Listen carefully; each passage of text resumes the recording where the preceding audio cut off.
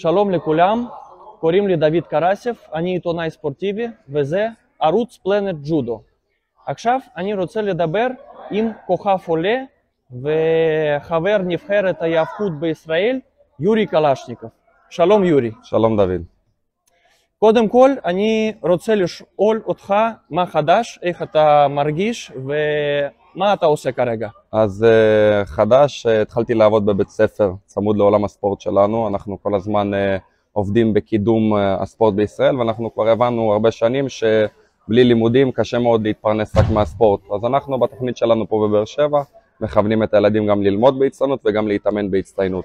ואחר כך כל ספורטאי בוחר לעצמו אם הוא הולך בצורה מקצועית לספורט, או שלוקח את מה שהוא למד וממשיך לצבא לאיזשהו תפקיד בכיר ומתחיל את החיים שלו. יופי.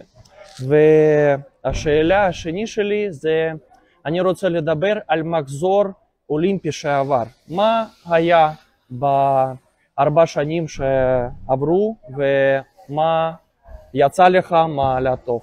אז קודם כל היה 4 שנים טובות. יצא לי להתקרב למדליה כמה פעמים באליפות אירופה. פעם אחת סיימתי 10, פעם אחת 8 ופעם אחת 5. ממש צמוד, היה לי קרב עם טורקי על מדליית הארד, ויצא ככה שהפסדתי לו ב8-8. איכות הניקוד שלו הייתה יותר טובה משלי, ולכן הוא הוביל את הקרב גם בניקוד שווה. ולקראת האולימפיאדה טסתי לארצות הברית להכנה מאוד ארוכה של 1.5 חודשים, ולאחר מכן עברתי לגיאורגיה לעוד הכנה של חודש, אבל לצערי בגלל המצב במדינה והתחרות קריטריון האחרונה שלנו לאולימפיאדה הייתה בטורקיה, השב"כ אסר לנו לצאת לתחרות ונשארנו בלי כלום, בלי הזדמנות להגיע לאולימפיאדה. ובזמן הקרוב שעבר היו בעיות בגלל המלחמה שנמצאת בסביבה שלנו, בספורט. כעיקרון למועדון שלנו לא היו כל כך בעיות, אנחנו המשכנו בתפקוד רגיל, להתאמן פעמיים ביום, ללמוד, והמלחמה פה בארץ לא כל כך השפיעה. מה שכן זה המלחמה בין רוסיה לאוקראינה שכרגע מתמשכת, שגם מונעת מאיתנו להזמין ספורטאים מהמדינות האלה שבדרך כלל לנו שיתוף פעולה מאוד גדול איתם. ואני גם יודע שאתה עוזר בפיתוח של ההיאבקות בישראל, אתה עוזר לאבא שלך, ליאוניד שולמן, הוא הנשיא של ארגון מדעני ההיאבקות בישראל, ובקשר לזה אני רוצה לשאול אותך על מה אתה חושב שצריך לעשות כדי ההיאבקות יהיה בארץ יותר מפורסמת ויותר אפקטיבית בתוצאות בספורט. אז קודם כל אני כבר מגיל 16 התחלתי לאט לאט לעזור לאבא, לאמן ילדים, לעזור להדגים תרגילים, ועם הזמן הבנתי שזה מה שאני רוצה לעשות, להמשיך אותו ברגע שאני אסיים את הקריירה שלי. אני כרגע מתכנן לעשות עוד סייקל אולימפי, להשתדל להגיע ללוס אנג'לס 2028, ואחר כך לקחת את המושכות לידיים ולהתחיל לאמן את המועדון שלנו, את הילדים שלנו באופן מאוד קבוע. כעיקרון אנחנו גם עוזרים לכל המועדונים האחרים בישראל, אם מישהו צריך להגיע לאיזשהו סמינר ולעזור לילדים, או מזמינים ספורטאים מערים אחרות להגיע אלינו למחנות אימונים משותפים, כדי להעלות את הרמה של המועדונים האחרים שיש להם פחות מה שיש לנו. אצלנו העולם הכי טוב בארץ, פה בבאר שבע. אז זה חלק מהדבר. במקביל אני גם משתדל לשמור על כושר גופני בעצמי, כשאני עובד עם הילדים. עכשיו אנחנו מתכוננים לאליפות אירופה עד גיל 15 ועד גיל 17. יש לנו קבוצה של 7 ספורטאים עד גיל 15, ועוד 6 ספורטאים עד גיל 17 שטסים לאליפות אירופה, להציג את המדינה. זאת אומרת שאתה לאט לאט עובר לחינוך בספורט. כן, אני מאמין שאפשר לשלב.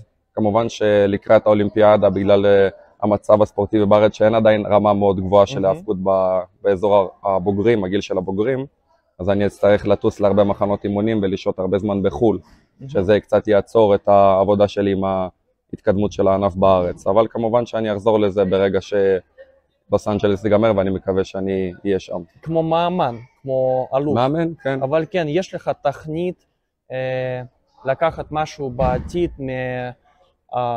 מאלופיות, זה תחרויות או משהו? אני חושב שכל ילד שעובר דרך ספורט כל כך קשה כמו ההיאבקות, לא בהכרח ההיאבקות, אבל דרך כל ספורט שהוא תחרותי והולך לצורה מקצועית של לייצג את המדינה בחו"ל, הוא מקבל איזה שהם כלים לחיים אי אפשר לקנות אותם בחנות, שלא תמצא אותם בשום מקום אחר, שזה הביטחון העצמי והמשמעת העצמית והיכולת להשיג כל דבר שאתה רק רוצה, כי יש לך מטרה ואתה עובד קשה בשבילה במשך הרבה שנים מגיל צעיר. זה משהו שלא נעלם, זה נשאר איתך לכל החיים. אז אני חושב שגם אם לא יצאת ספורטאי מקצועי, כל בן אדם שעבר דרך מסגרת מקצועית של ספורט, הוא יקבל מזה ערכים לחיים שזה יכוון אותו הלאה, לאן שהוא ירצה להמשיך. תודה על התשובה הזאת, ולסיום, מה אתה מוכן להגיד לספורטאים צעירים שרק מתחילים לעסוק בהיאבקות או בספורט פרופסיונלי, כמו גם פרופסיונלי, כמו כמעט מאמן? אני חושב שהדבר היחיד והראשון שהם צריכים להבין, זה שיש איזשהו מחיר לספורט המקצועי הזה, והמחיר הזה יכול לבוא בזמן עם חברים, בזמן עם המשפחה, אבל הם צריכים להבין שבזמן הזה הם בונים את עצמם והם משקיעים בעצמם, ואחר כך זה תמיד ישלם ותמיד יניב את הפירות שלו, של העבודה הקשה. אז גם אם אתה יודע שהחברים רוצים לצאת, שהם לא עושים את מה שאתה עושה, אבל אתה צריך להבין שזה בשביל שבעתיד יהיה לך יותר טוב. וברגע שיש את האמונה הזאת, אז באמת יותר קל לכוון את הילדים לתוצאה מקצועית ותחרותית בספורט. תודה. מה זאת אומרת בשבילך להיות מוכן לספורט פרופסיונלי? מה זה בשבילך? אני חושב שזה צריך להתחיל מאיזשהו חלום קטן, של לראות את עצמך על הפודיום עם מדליה, מאליפות אירופה, מאליפות עולם, אפילו שזה רק בשלבים הראשונים, אבל זה בדרך כלל מה שילדים חולמים, אליפות עולם, אולימפיאדה, לראות את עצמך באמת נמצא שם. ואז עם השנים באמת לכוון את המטרה יותר במדויק ולראות על מה אתה צריך לעבוד, אבל אני חושב שזה תמיד מתחיל מאיזשהו חלום. תודה רבה. תודה רבה על השיחה. זה היה יורי קלשניקוב, כוכב עולה בהיאבקות ישראלית ובספורט ישראלי, ואני רוצה להגיד לכם שאתם יכולים להסתכל את הכתבות שלנו בפלנט ג'ודו. אני אומר להתראות ליורי ולהתראות לכם. תודה רבה דוד. תודה רבה.